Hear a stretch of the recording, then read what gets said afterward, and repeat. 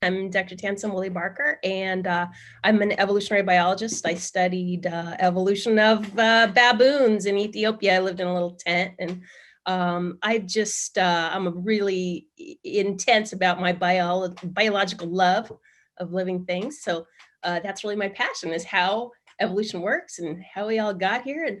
But a lot of people don't know that I'm also an artist, and that's actually been a lifetime struggling between art and my love of living things, and how do you make a career that works for you as a whole person. So that's been a lifetime struggle, and I used to just switch between one to the other. I had a painting studio, I did oil painting, and then I switched back to biology, and so that's just been a lifetime thing. And I think that we're really getting at what it takes to be a whole human. And it's unfortunate the way that we silo our lives and prevent ourselves from being whole people. So I just wanted to throw this out that if you want to find out more about what we're doing, we got these new books coming out, and they're really different. So the teaming transformation is this biological structure that we're going to be talking about, but the underneath is this indigenous mindset and this understanding that we are in a world with all our relations. And that's really the foundation of the work that I do. So I wanted you to be aware of that. And then I'm also the Dean of Geoversity, which is the School of Biocultural Leadership. And I'm going to be telling you more about that. And so you can go to either of those sites and find out more. So how does nature adapt to change? I think that's kind of the nut of the thing here. And these are these mud skippers, pretty radical. How does nature adapt to change? And we saw the Biomimicry, which is so cool. And that's been inspiring to me as well. So we know that living things grow and develop and learn and adapt and evolve, and machines don't do that. So here we are, we've designed our entire society around this machine-like linear thinking of efficiency and make more, and that there's one way to do things that's most efficient.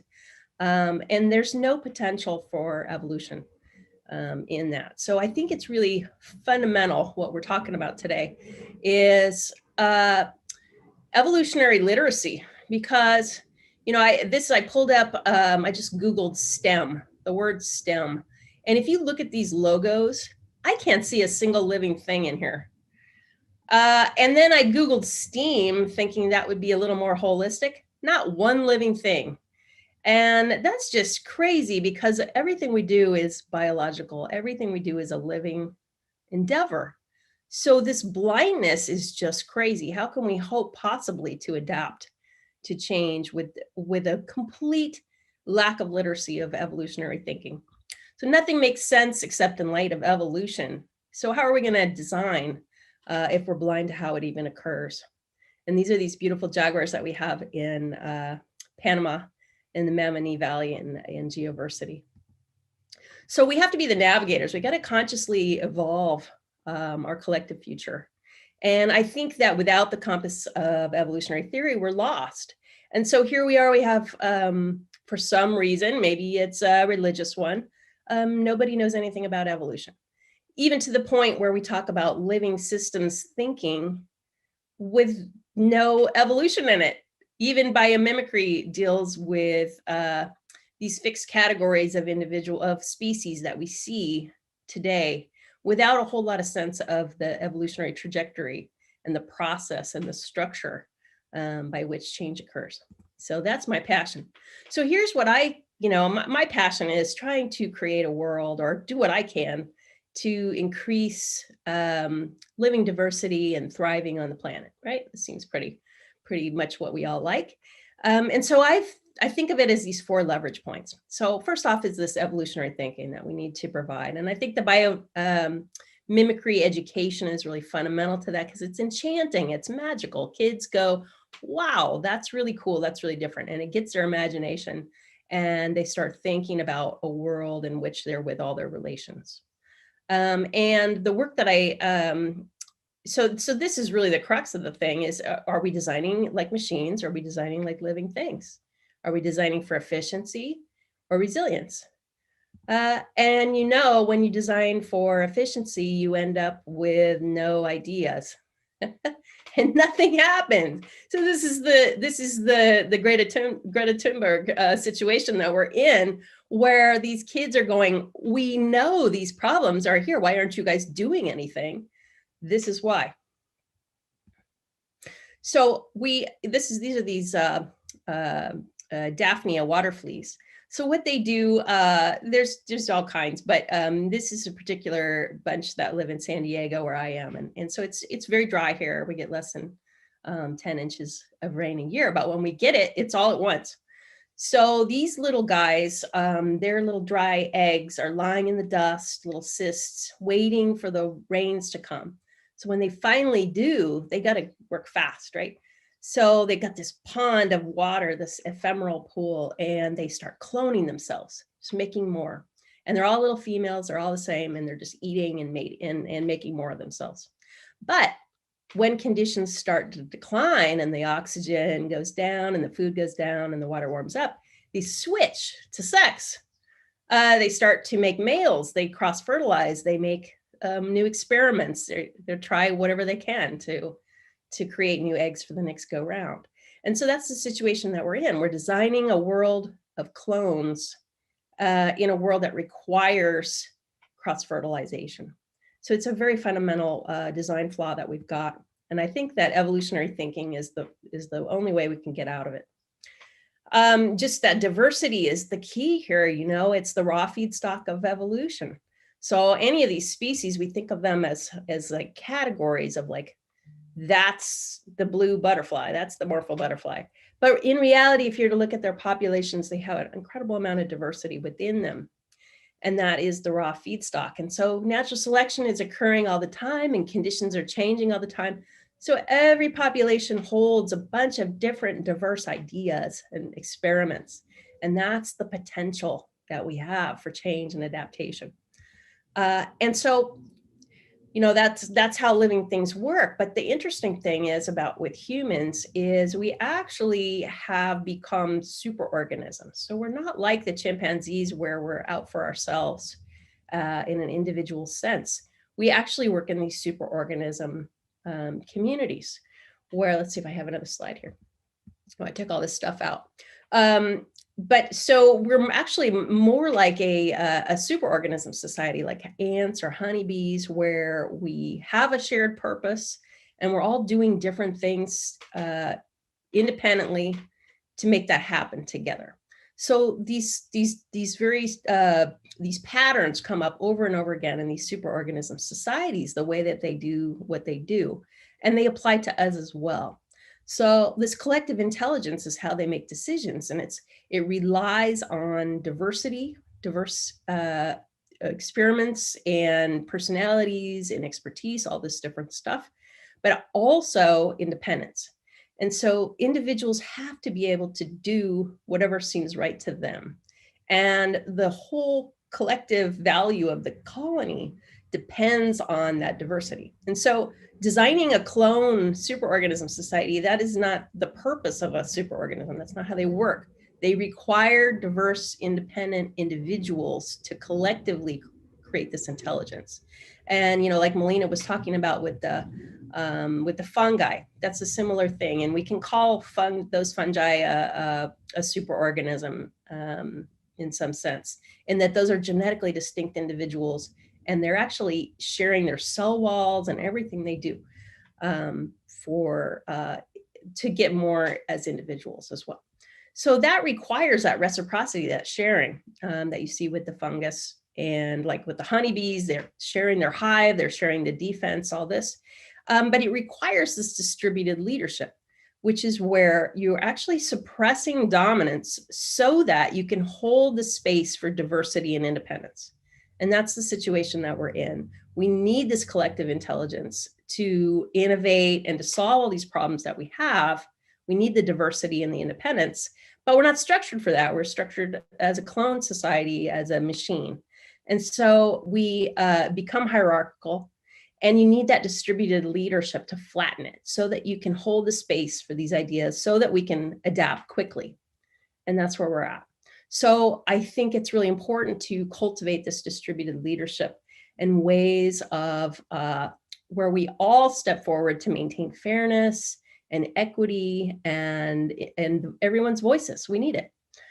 So that's important, and that's part of my work. But then the regenerative value, I think, is really interesting here, because what these creatures are doing, I mean, like all organisms, creating conditions conducive to life and to specifically to the future life of their own offspring.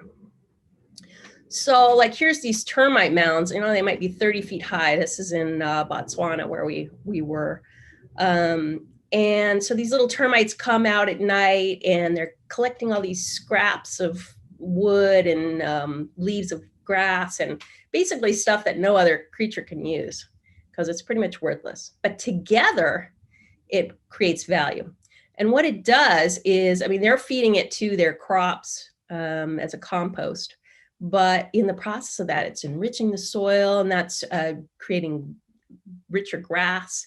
It's drawing herbivores, and their scat is feeding the soil, and that draws carnivores, and then their carcasses are enriching the soil. And the systems just get richer and richer and richer, and more opportunities for more species. So more opportunities for diverse future possibilities. And that's that symbiosis, right? It's this, here we go. We want this diverse, different kinds of beings contributing together to make more for everyone. And that's really the way evolution works. And like as Malene was saying, you know, these fungal networks underground are actually supporting 95% of the trees on Earth. So it's a foundation. This kind of thinking is the foundation for all life. And I think, you know, we're in a position to become this, to do this. And so thinking of superorganisms, the human superorganism, our role, our niche in the, if you will, is a meta ecosystem engineer. So we're provoking creative disturbances that cascade into diverse future opportunities. That's what we've done for tens of thousands of generations. And it's really our place in the landscape. We're still doing that, but it's not increasing diverse future opportunities. What we're doing is provoking creative disturbances that simplify living systems, that remove diversity, and that decreases our future opportunity. So you can think like, here's these elephants and what they do. We think of them as ecosystem engineers. They're going around and knocking down trees and are very destructive. But that's increasing the savanna grasslands that our own ancestors depended on. So you can see they're actually shaping the whole ecosystem and providing more opportunity. And we do that on a meta level. Here's this MILPA cycle. That, you know, we know that the forests in the Amazon are anthropogenic forests. You know, they've been tended by people for generations. And that's that kind of knowledge and expertise that we need to remember, and so much of it's been lost. So here we are, we've actually lost the ability to increase diversity. We've lost a lot of that knowledge. So to me, in my role as a dean, we're focused on biocultural renewal, and we need biocultural leadership to do that. So here we have the human niche requires so many lifetimes of this biocultural knowledge, and it has to be renewed from one generation to the next. You have to learn it. And we're not doing it. The kids aren't learning the new language, the languages, they're not learning these old skills. It's irrelevant to them, right, in this clone landscape that we're all living in. And it's got cascading effects on the climate and everything else. So this leadership, I think of it as learning to see and develop unique potential in living things. So what we're doing is we're teaching kids to track animals, to actually sit in landscapes and learn how to see diversity and complexity. And suppress dominance so that, you know, all these different voices can be heard, and to cultivate that shared purpose and belonging, because so many of us feel inadequate, failures, and we're supposed to, because we depend on each other. We're not supposed to be everything. We're supposed to be our best self, and all of us are required together. So that's the mission there. So at Geoversity in Panama, we're actually doing a lot of work with Indigenous leaders that are up and coming, so that they have the leadership skills they need to renew that kind of knowledge and to take a place at the table and to shape these discussions, because it's really important, I think. So we're working with Indigenous youth leaders. We've got gap year students, and they come to Panama and do this biocultural regeneration program. That then they go back home to their communities and they've got this new perspective, this evolutionary thinking. And we know that the Indigenous communities are doing just about more than anyone really to protect water, to protect land, and to protect these old ways of being that we require. I think we have this idea that, indigeneity has been squashed out, but that's not the case. And I think we've hit a turning point where we're remembering that, and we need that knowledge, and we need that care, and actually that completely different paradigm of living in a world with all your relations.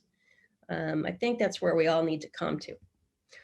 And we just have to remember that all of us were Indigenous once. These are the European witch burnings. All of us have an Indigenous soul struggling to survive in this modern world. So I think that's part of the work that we do as Biomimics, is to reconnect people to their own nature and the nature that they are within. So that's important. The last thing I wanted to talk about is actually a project that we're doing at the Borrego Institute for Living Design, where I'm the director there too, and that's in Borrego Springs near San Diego. And you're welcome to come visit any of these places. But so we know that life is through this diverse process and natural selection. We've got this adaptive radiation, and things are becoming more and more unique and more cohesive in symbiosis, as Melina was saying. And so, I've been hearing about these art, the NFTs, right? Where people are purchasing, basically it's a certificate of authenticity that this is a one of a kind. And I was thinking about that, and all living things are one of a kind, right? So why can't we use this NFT process to value diversification on the land? Can this be a way of attaching value to the biocultural renewal and the leadership that we're trying to cultivate? So these two guys, Thomas Hirschman and Thomas Hirschman, they're not related. They had an identity mix-up. One's in Canada, one's in England, but they got together. They had a like-minded thing, and then they called me because they had these ideas. So we kicked it around and we came up with this. So this, you can actually see the prototype is at mostbeautifulever.com, and it's an art land trust. So what it does is we invite what we call digital elders. So it might be artists, it might be Indigenous folks practicing traditional ecological knowledge, naturalists, and any kind of like permaculture stewardship, anything like that. So diversifications upon the land can be purchased. An NFT can be purchased for those. And then, so that provides, so 10% of that money goes to the elder. So that's now these elders and these musicians and artists and all these people have a value for that, what they're creating.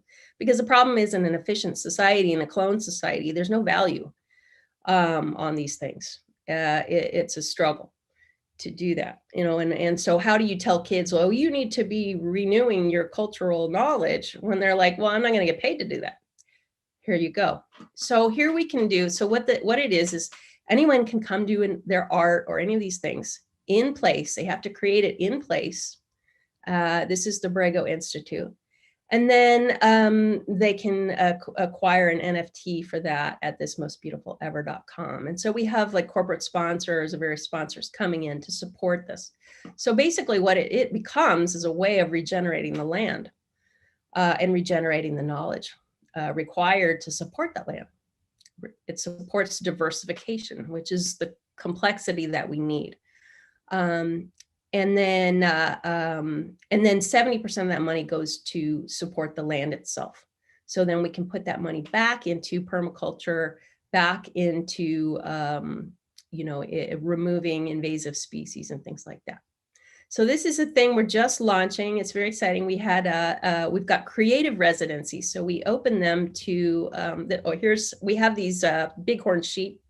There's only 150 left. We have it's 90 acres. We have an old Native American village is there. People lived here for maybe 9,000 years.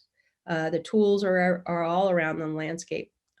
It's exciting to renew that. And then the Kumeyaay people that lived here are still in the area. So we're inviting them to do archaeology here as one of our first NFT projects. So that's one example.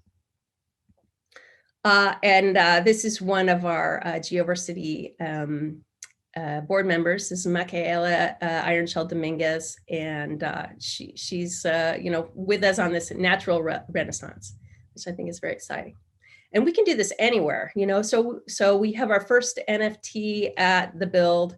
We're going to do another one in Geoversity. And the hope is that we'll get this community of elders and Indigenous people and artists, musicians, all kinds of people coming together to regenerate land and culture together in all kinds of places. So you're welcome to start your own. So here's our creative residencies. This place is incredible. You can come and stay. We give you coaching on, like, if you want to write a book or something like that, this is the place to do it. And then those NFTs grow the complexity of the land. And I did want to say, I know the first thing you probably think is NFT carbon nightmare with the blockchain and all that. And so we're insisting that we tie this to a local currencies that do not rely on carbon. So that's not an issue for us. We've got these memberships, so people will come and art communities will grow, and we want to do this all over the world. I'm hoping other people will copy this. It's a great place, beautiful. And so evolution, get the process right, and it will keep generating benefits in the future. And please, if you want to check out more, you can go to teaminnovationgroup.com. You can join our Patreon, which will have all of the teaming materials in there as well. So I'm hoping that people will just come and keep growing this evolutionary capacity. We have the evolutionary thinking and design. You can always come stay with us. We have all this great stuff, and we have lots of new books coming out and lots of cool stuff. So thank you, and team on, and thank you, Hugo, for having me. Oh, I got one more thing. Quickie. Let's see. I was going to show you our first NFT production. You are not sharing the screen. Oh, I'm not. Okay, wait.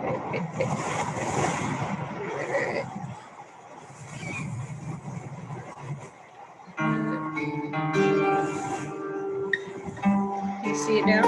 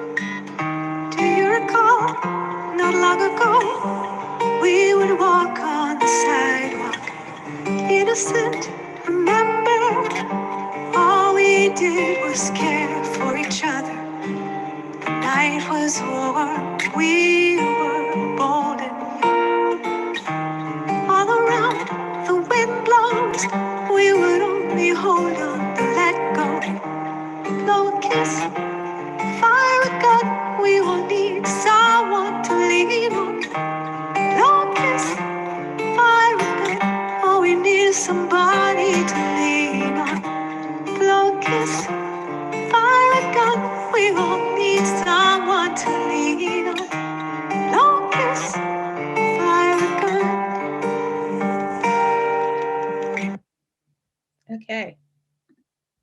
Stop share.